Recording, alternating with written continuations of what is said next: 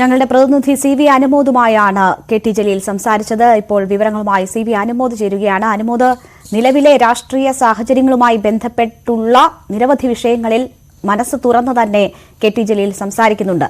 അതിൽ പ്രധാനപ്പെട്ടത് ലീഗിനെ പുകഴ്ത്തിയുള്ള നേതാക്കളുടെ സംസാരം അത് മുന്നണിയിലേക്കുള്ള ക്ഷണമായി കാണേണ്ടതില്ല എന്നാണ് KT ജലീൽ പറയുന്നത്. നമുക്കറിയാം, പല വിഷയങ്ങളിലും ഒരുമിച്ച് വേദി പങ്കിടാൻ ലീഗിനെ വിളിച്ച സാഹചര്യവും അവർ മുന്നണി മര്യാദ ചൂണ്ടിക്കാട്ടി അത് നിരസിക്കുന്ന സാഹചര്യവും ഒക്കെ ഉണ്ടായി.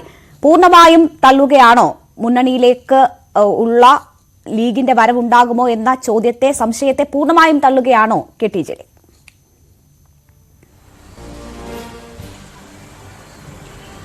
ജലീലുമായി നടത്തിയ അഭിമുഖത്തിൽ അദ്ദേഹം സമകാലീന രാഷ്ട്രീയ വിഷയങ്ങളിലെല്ലാം അദ്ദേഹത്തിന്റെ അഭിപ്രായം തുറന്നു പറയുകയുണ്ടായി. ഇതിൽ ഏറ്റവും പ്രധാനപ്പെട്ട കാര്യം ലീഗുമായി ബന്ധപ്പെട്ട ചോദ്യങ്ങൾക്ക് അദ്ദേഹം നൽകിയ മറുപടിയാണ്. ഈ നിലവിലെ സാഹചര്യത്തിൽ ലീഗ് ഇടതുമുന്നണിയിൽ എത്താനുള്ള സാധ്യതയില്ല എന്ന് തന്നെ അദ്ദേഹം തുറന്നു പറയുന്നുണ്ട്. പക്ഷേ ഇത് രാഷ്ട്രീയത്തിൽ ആരും ശാശ്വതമായിട്ട് ശത്രുവും മിത്രവുമല്ല. പക്ഷേ നിലവിലെ സാഹചര്യത്തിൽ അത്തരത്തിലുള്ളൊരു സാധ്യത കുറവാണ്. ഇടതുമുന്നണി നേതാക്കളെല്ലാം തന്നെ ലീഗിനെ പ്രശംസിച്ച് പറഞ്ഞതും അവർ സ്വീകരിച്ച നിലപാടുകളുടെ അടിസ്ഥാനത്തിലാണ്. പല വിഷയങ്ങളിലും സർക്കാരിൻ്റെ നിലപാടുമായി ചേർന്ന് നിൽക്കുന്ന നിലപാടാണ് ലീഗ് സ്വീകരിച്ചത് എന്നതുകൊണ്ടാണ് അത്തരത്തിലുള്ളൊരു തീരുമാനം, അത്തരത്തിലൊരു അഭിപ്രായം ഇടതുപക്ഷ നേതാക്കൾ പങ്കുവച്ചിട്ടുള്ളത്. അതിനെ ഒരു മുന്നണി ബന്ധത്തിലേക്കുള്ള നാന്ദിയായിട്ടോ ക്ഷണമായിട്ടോ കാണേണ്ടതില്ല എന്നും അദ്ദേഹം വ്യക്തമാക്കുകയുണ്ടായി. അത്തരത്തിൽ ഒരു ഇടതുമുന്നണിയിലേക്ക് ലീഗ് വരാനുള്ള സാധ്യത നിലവിൽ ഇല്ല എന്ന് തന്നെയാണ് ജലീൽ തുറന്നു പറയുന്നത്. പകരം അദ്ദേഹം അങ്ങനെ ഒരു നിലപാട് പറയുമ്പോൾ തന്നെ UDF-ൽ അർഹമായ ഒരു പ്രാതിനിധ്യമോ അർഹമായ ഒരു പരിഗണനയോ കോൺഗ്രസ് മുസ്ലിം ലീഗ് നൽകുന്നില്ല എന്നും കുറ്റപ്പെടുത്തുന്നുണ്ട്. അർഹമായ 3ാം സീറ്റ് നേടിയെടുക്കാൻ അത് ബാർഗൈൻ ചെയ്ത് വാങ്ങിക്കാൻ ലീഗിന് കഴിയുന്നില്ല എന്നത് തന്നെ ഇതിന്റെ ഉദാഹരണമായിട്ടാണ് അദ്ദേഹം കാണുന്നത്. അപ്പോൾ പിന്നെ നമ്മുടെ ചോദ്യത്തിന് ലീഗിന് UDF-ൽ അവരുടെ നിലപാടുകൾക്ക് പൂർണ്ണ പിന്തുണ കിട്ടുന്നില്ല. ഒറ്റയ്ക്ക് നിന്ന് 10 സീറ്റ് വാങ്ങിയാലും അവിടെ നിന്ന് കിട്ടുന്ന 15 സീറ്റിനേക്കാൾ അന്തസ്സുണ്ടാകും. പലപ്പോഴും ഇപ്പോൾ പ്രധാനപ്പെട്ട വിഷയങ്ങൾ, ഏറ്റവും ഒടുവിൽ രാമക്ഷേത്രവുമായി ബന്ധപ്പെട്ട വിഷയത്തിൽ ശശി തരൂർ ഇന്നലെ പറഞ്ഞ കാര്യങ്ങൾ പോലും ലീഗിനെ സംബന്ധിച്ച് അസംതൃപ്തി ഉണ്ടാക്കുന്നതാണ്. അങ്ങനെയുള്ള നിരവധി വിഷയങ്ങൾ ഉണ്ട്. പക്ഷേ മുന്നണി മര്യാദ ലംഘിച്ചുകൊണ്ട് ലീഗിന്റെ ഭാഗത്ത് നിന്ന് പരസ്യമായി ഒരു നിലപാടും പരാമർശങ്ങളും ഒന്നും ഇതുവരെ ഉണ്ടാകാത്ത സാഹചര്യവുമുണ്ട്. എങ്ങനെയാണ് ലീഗിൽ അസംതൃപ്തരാണ് അവർ, UDF-ൽ അവർക്ക് മതിയായ പ്രാതിനിധ്യം ലഭിക്കുന്നില്ല, അല്ലെങ്കിൽ അവരുടെ കാര്യങ്ങൾക്ക്, അവരുടെ നിലപാടുകൾക്ക് പൂർണ്ണമായും യോജിച്ച നിലയിലല്ല ആ സംവിധാനം എന്ന് പറഞ്ഞുകൊണ്ട് LDF-ലേക്ക് അവർ വരാനുള്ള സാധ്യതയെ പൂർണ്ണമായും അദ്ദേഹം തള്ളുന്നു?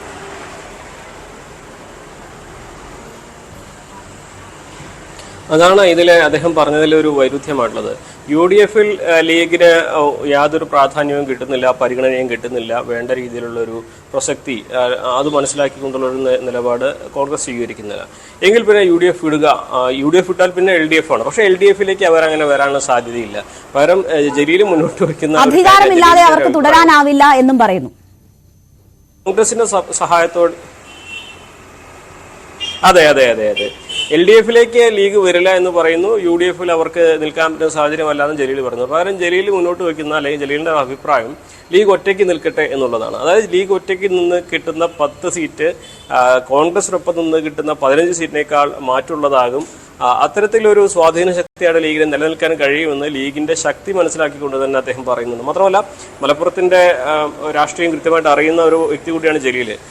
മലപ്പുറത്ത് പൊന്നാനിയിലും ലീഗ് ജയിക്കാനുള്ള സാധ്യതകൾ അദ്ദേഹം തള്ളിക്കളയുന്നില്ല. മലപ്പുറം ഷുവർ സീറ്റാണ്. പൊന്നാനിയാണ് LDF-ന് അല്പമെങ്കിലും പോരാടിക്കാനുള്ള ഒരു മണ്ണുള്ളത്. അതുകൊണ്ട് തന്നെ പക്ഷേ അതും ഒരു സാധ്യത, ലീഗിനെ സംബന്ധിച്ച് കോൺഗ്രസിന്റെ പിന്തുണ ഇല്ലാതെയും വേണമെങ്കിൽ അവിടെ ജയിക്കാൻ പറ്റുന്ന ഒരു സാഹചര്യമുണ്ട് എന്നുകൂടി അദ്ദേഹം പരോക്ഷമായിട്ട് പറയുന്നുണ്ട്. അതേപോലെ തന്നെ ഈ ഒരു അഭിപ്രായം, ജലീലിന്റെ അഭിപ്രായം നമുക്കറിയാം. ജലീൽ ലീഗിൽ ഏറെക്കാലം നിന്ന വ്യക്തിയാണ്. യൂത്ത് ലീഗിന്റെ ദേശീയ വേദികളിൽ ഉണ്ടായിരുന്ന വ്യക്തിയാണ്. അദ്ദേഹം കൃത്യമായിട്ടും ജലീൽ ലീഗിനെ വിമർശിച്ചുകൊണ്ട് ഇപ്പോൾ അദ്ദേഹത്തിന്റെ പ്ലാറ്റ്ഫോമുകളിലും അതേപോലെ തന്നെ അദ്ദേഹത്തിന്റെ വേദികളിലൊക്കെ തുറന്ന് പറയുന്ന ഒരു വ്യക്തി കൂടിയാണ്. അപ്പോൾ ജലീൽ ഈ ലീഗ് LDF-ലേക്ക് വരില്ല എന്ന് പറയുന്ന അദ്ദേഹത്തിൻ്റെതായ ഒരു അഭിപ്രായം കൂടി അതിൽ ഉൾപ്പെട്ടിട്ടുണ്ട്. ഇത് ഇടത് മുന്നണി അഭിപ്രായം, ഇതൊരു വ്യക്തിപരമായ അഭിപ്രായം എന്ന് പറയുന്നതിനപ്പുറം നോക്കുമ്പോൾ സമസ്തയുമായി ബന്ധപ്പെട്ടുള്ള ഇഷ്യൂസുമായി ബന്ധപ്പെട്ട് അദ്ദേഹം കാര്യമായി തന്നെ സംസാരിക്കുന്നുണ്ട്.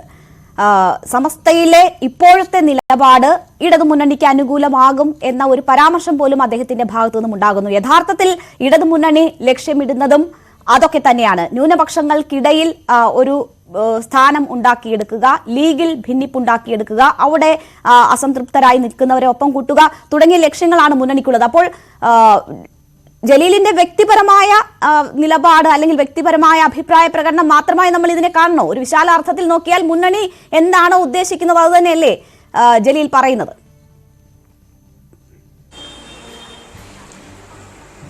തീർച്ചയായും രണ്ട് തരത്തിലാണ് അതിനെ കാണേണ്ടത്. ലീഗ് മുന്നണിയിലേക്ക് വരുമോ ഇല്ലയോ എന്നുള്ള കാര്യത്തിൽ ജലീൽ പറയുന്നത് അദ്ദേഹത്തിന്റെ വ്യക്തിപരമായ അഭിപ്രായം തന്നെയാണ്. അത് മുന്നണി കാര്യങ്ങൾ താനല്ല തീരുമാനിക്കേണ്ടത് എന്ന് പറഞ്ഞുകൊണ്ട് തന്നെ അദ്ദേഹം തുടങ്ങുന്നത്. അതിൽ അദ്ദേഹത്തിന്റെ ഒരു പെർസ്പെക്റ്റീവ്സ് തന്നെയാണ് ഉള്ളത്. കാര്യം ലീഗ് മുന്നണിയിലേക്ക് വരില്ല എന്ന് ഇപ്പോഴത്തെ സാഹചര്യത്തിൽ തുറന്നു പറയുന്ന ഒരു നേതാവായിട്ട് തന്നെയാണ് ജലീലിന്റെ സ്വന്തം അഭിപ്രായമായിട്ട് തന്നെ കാണുന്നത്. പക്ഷേ അദ്ദേഹം സമസ്തയുമായി ബന്ധപ്പെടുത്തി അദ്ദേഹം പറഞ്ഞ കാര്യങ്ങൾ, അതായത് മുൻപൊക്കെ സമസ്ത നേതാക്കൾക്ക് ഭരണത്തിലിരിക്കുന്നവരുമായി ബന്ധപ്പെടാനുള്ള ഒരു പാലം മുസ്ലിം ലീഗ് മാത്രമായിരുന്നു. 2016 പിണറായി സർക്കാർ വന്നതിന് ശേഷമാണ് സമസ്തയുമായിട്ടുള്ള ബന്ധം ശക്തമാവുന്നതും മുസ്ലിം ലീഗിന്റെ പിന്തുണയില്ലാതെ സമസ്ത നേതാക്കൾ മുഖ്യമന്ത്രിയുമായി ആശയവിനിമയം നടത്തുകയും നല്ലൊരു ബന്ധമുണ്ടാകുകയും ചെയ്തു. അപ്പോൾ ഇത്രയും കാലം ലീഗ് ശ്രമിച്ചിരുന്നത് സമസ്തയെ തെറ്റിദ്ധരിപ്പിക്കാനാണ് എന്നാണ് ജലീൽ പറയുന്നത്. ഇടതുപക്ഷം ഇങ്ങനെയാണ്, ഇടതുപക്ഷം മതങ്ങളോട് മതസംഘടനകളോട് പുലർത്തുന്ന നിലപാട് അത്തരത്തിലാണ് എന്നെല്ലാം പറഞ്ഞ് തെറ്റിദ്ധരിപ്പിക്കാനായിരുന്നു ലീഗ് ശ്രമിച്ചിരുന്നത്. ആ ഒരു തെറ്റിദ്ധാരണ മാറ്റാൻ ഇപ്പോഴത്തെ സാഹചര്യത്തിൽ സാധിച്ചിട്ടുണ്ട്. ഇത് ഒരു പക്ഷേ തെരഞ്ഞെടുപ്പിൽ ഗുണം ചെയ്യുമെന്നല്ല ചെയ്തേക്കാം എന്ന ഒരു അഭിപ്രായം തന്നെയാണ് ജലീൽ വ്യക്തമാക്കിയിട്ടുള്ളത്. മാത്രമല്ല സമസ്ത നേതൃത്വം എങ്ങനെയാണ് ലീഗുമായിട്ടുള്ള പ്രശ്നം, ലീഗിന് സമസ്ത അവരുടെ ഒരു ഉപസംഘടന എന്ന രീതിയിൽ അവർ പെരുമാറുന്നു. അതായത് STU പോലെയോ യൂത്ത് ലീഗ് പോലെയോ MSF പോലെയോ ഒരു പോഷക സംഘടനയോ ഉപസംഘടനയോ മാത്രമാണ് സമസ്ത എന്നാണ് ലീഗ് നേതൃത്വം ഇപ്പോൾ കരുതുന്നത്. അത് വലിയൊരു വിമർശനമാണ്, അത് നിശ്ചിത വിമർശനമാണ്. സമസ്തയെ ആദരിക്കാത്തൊരു നേതൃത്വമാണ് ലീഗിനുള്ളത്, ലീഗിന്റെ പക്വതയില്ലാത്ത നേതൃത്വമാണ് ഇത്തരത്തിൽ പെരുമാറുന്നതെന്ന് ജലീൽ തുറന്നടിക്കുകയാണ് ചെയ്തിരിക്കുന്നത്. വലിയ വിമർശനം തന്നെയാണത്. കാരണം ജലീലിന്റെ അടുത്ത വാക്കുകളിൽ ഇതിന് അദ്ദേഹം പറയുന്നുണ്ട്, 100 വർഷം പഴക്കമുള്ള സംഘടനയാണ് സമസ്ത, അതിനെയാണ് 75 വർഷം പഴക്കമുള്ള ലീഗ് അവരുടെ ഉപസംഘടനയാക്കാൻ ശ്രമിക്കുന്നതെന്നാണ് ജലീൽ പറയുന്നത്. സ്വാഭാവികമായിട്ടും സമസ്തയെ പിന്തുണച്ചുകൊണ്ട് പ്രശംസിച്ചുകൊണ്ടുള്ള ജലീലിന്റെ നിലപാട് തന്നെയാണ് അവിടെയുള്ളത്. ജലീലും അദ്ദേഹം തന്നെ പറയുന്നുണ്ട്, ലീഗും സമസ്തയും രണ്ടായി പോകുമെന്നൊന്നും കരുതുന്നില്ലെങ്കിൽ പോലും ഇതിന്റെ ഒരു ഗുണം, അതായത് ഈ ഇടതുപക്ഷവുമായി അടുത്തതിന്റെ ഒരു ഗുണം ഒരു പക്ഷേ ലഭിച്ചേക്കാം എന്ന് തന്നെയാണ്. അനുമോദ്, ഇവിടെ ഇപ്പോൾ സമസ്തയിൽ വലിയ രീതിയിലുള്ള പ്രശ്നങ്ങൾ ഉടലെടുക്കുകയാണ്. മുൻപുണ്ടായിട്ട് ഉള്ളതുപോലെ ഒരു പിളർപ്പിലേക്ക് ഒരു പക്ഷേ സമസ്ത നീങ്ങിയേക്കുമോ എന്ന സംശയം പോലും നിലനിൽക്കുന്ന ഒരു സാഹചര്യത്തിൽ കൂടിയാണ് ഇത്തരം നിലപാടുകൾ കെ.ടി. ജലീലിന്റെ ഭാഗത്തു നിന്നും ഉണ്ടാകുന്നത്. സമാനമായ മനസ്ഥിതിയുള്ള അല്ലെങ്കിൽ ലീഗിന്റെ സമീപനത്തോട് സമാനമായ രീതിയിൽ നോക്കിക്കാണുന്ന നിരവധി പേർ ഉള്ള ഒരു സാഹചര്യം കൂടിയാണ്. അപ്പോൾ ആ സാഹചര്യം പൂർണ്ണമായും പ്രയോജനപ്പെടുത്തുക എന്ന ഒരു ലക്ഷ്യം കൂടി ഈ അഭിപ്രായ പ്രകടനത്തിന് പിന്നിൽ ഉണ്ടാകുമോ?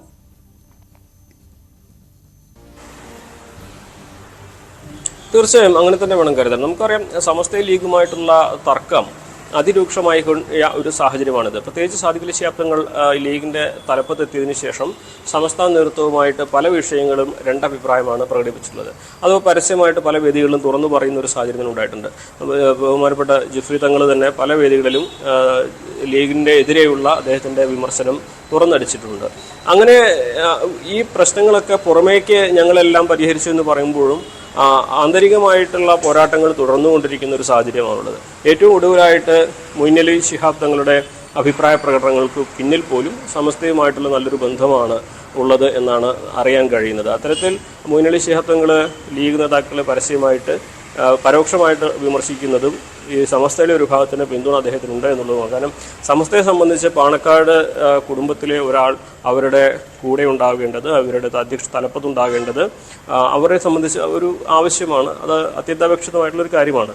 ആ ഒരു സാഹചര്യത്തിലാണ് മുന്നണി തങ്ങളുടെ പിന്തുണച്ചുകൊണ്ട് അദ്ദേഹത്തിൻ്റെ അഭിപ്രായങ്ങൾക്ക് മൗനാനുവാദം നൽകി സമസ്തയും ആ ഒരു നിലപാട് സ്വീകരിച്ചിരിക്കുന്നു. സമസ്തയുടെ പോഷക സംഘടനയായ SKSSF അദ്ദേഹത്തെ മുന്നണി തങ്ങളെ അതിൻ്റെ പ്രസിഡന്റ് സ്ഥാനത്തേക്ക് കൊണ്ടുവരും എന്നുള്ളൊരു തരത്തിലൊക്കെ ചർച്ച നടന്നുകൊണ്ടിരിക്കുകയാണ്.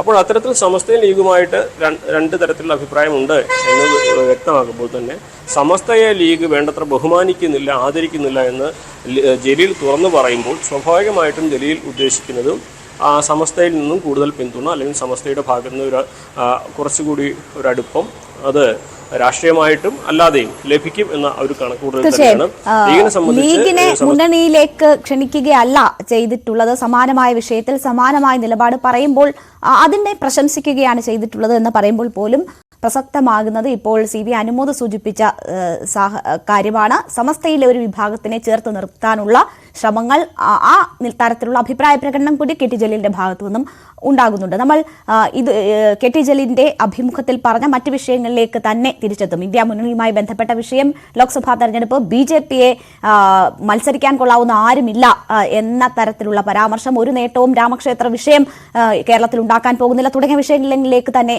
തിരിച്ചെത്തും. ഇടവേളയ്ക്ക് ശേഷം